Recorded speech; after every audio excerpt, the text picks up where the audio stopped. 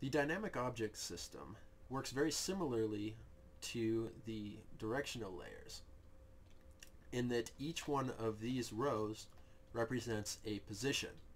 But there's some slight differences. These positions only have information if a dynamic object or breakable wall is visible from that player's position and direction, which gets really confusing and really hard to program, which is one of the reasons why I will probably be abandoning this design for a much more efficient one. But anyway, the way that that works is that when a direction or a position such as this one, position 1, which is this first position here, is selected, it deactivates this stack, which activates these. These 4 feeds feed into these decoders. Now these decoders represent 14 dynamic object sprites. In this version, I've only used 8 of those because I had intended to include a lot more features, but once I got into the more intricate parts of the design, I realized that those features are incompatible with the way that this handles rendering. So I just kind of left it there, and they're all just sitting there unused. But yeah, so these 8 actually active frames are stored inside of the sprite bank and accessed via these decoders. So, for example, since this one is active, it would be, let's see, this would be what, 3? Yeah. So this would be dynamic object image 3, and it would activate the respective sprite. Now, it's currently deactivated because of the directions. The 4 direction inputs that go into these stacks also feed back into these stacks. Now, unlike the 4 stacks that are right there, this one has various numbers of stacks depending on which position the player is in, because the dynamic objects are not always visible from every direction in a particular position. So in this case, since north is currently activated, none of the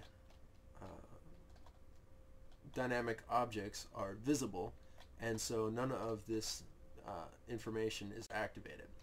But if we were to turn to the west by pushing the left button, it would switch the signal over to this one, which would turn off this part of the feed, and thus activate these torches and display the number 3 dynamic object sprite. Now, unfortunately, because of the way that this handles the rendering, the dynamic object sprites would simply overlap the existing graphics that are currently activated by the normal rendering process.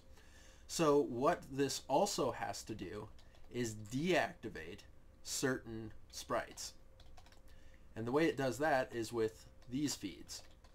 So for example, it needs to shut off this sprite and this sprite and this sprite, which feed back over here, snake around onto here. So since these are active right now because they're off, if there was a dynamic object here instead, it would activate these feeds which would turn the sprite that is occupying where the dynamic object sprite is off, and allow the dynamic object sprite to take its place. It's very complicated, it's very complex, and again, it's not very effective. It doesn't allow me to display more than one dynamic object on the screen at a time, and it's also a serious pain in the butt to program. So I will be abandoning it and completely gutting the whole thing for version 2, which is going to have an automatic system that will handle that process. The actual breaking of a dynamic object or breakable wall is handled on this side of the system.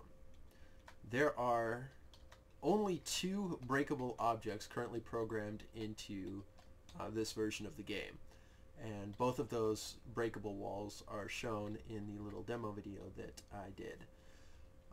So there are 2 RS NOR latches right here and right here, and these are what store the status of the wall, whether it is broken or intact. So this gets really complicated. The signal, for example, here from the first position, if there is if the breakable wall is intact, then this is off, and that allows the signal to propagate, the off signal I should say, to propagate upward and into the other parts of the dynamic object system, so that it will display the proper sprite. Now, when the object is broken, so when you're facing the wall and you press the action key, what happens is this signal here turns on and is fed into the excuse me, this signal, my mistake, this signal is turned on, or off as the inverter is,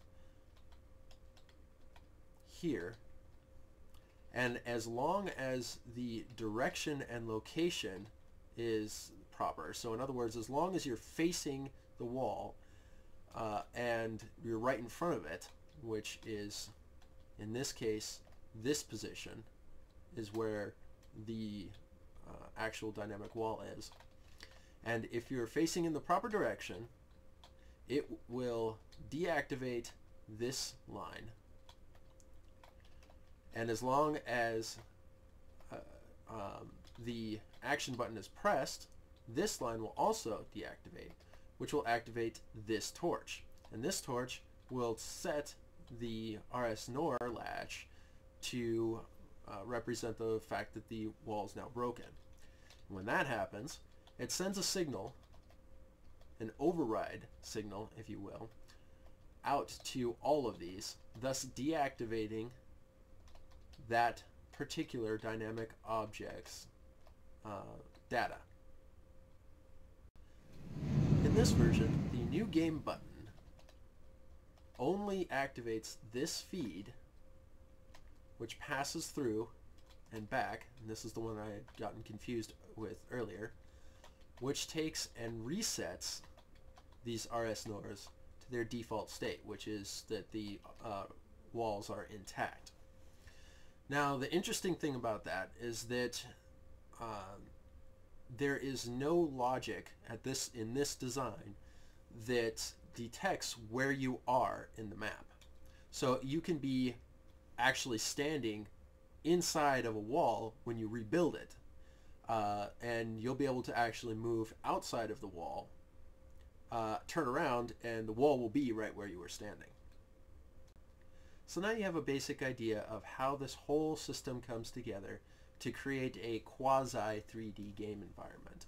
I didn't really go into a whole lot of detail, mainly because this design has so many flaws, and it was essentially just a proof of concept to see how everything would come together and how I'd be able to make it better. In the future versions, which will be much more complete and hopefully a lot more intuitive, I'll be going into a lot more detail as to how everything works. In the meantime, if you have any other questions about any of the aspects of this, I'd be happy to answer them as best as I can, either in a text format or by making a little video that goes into more depth on a particular area. So keep an eye out on my YouTube. I will be having more videos up soon, including the tutorial for the display. Until next time, happy redstoning.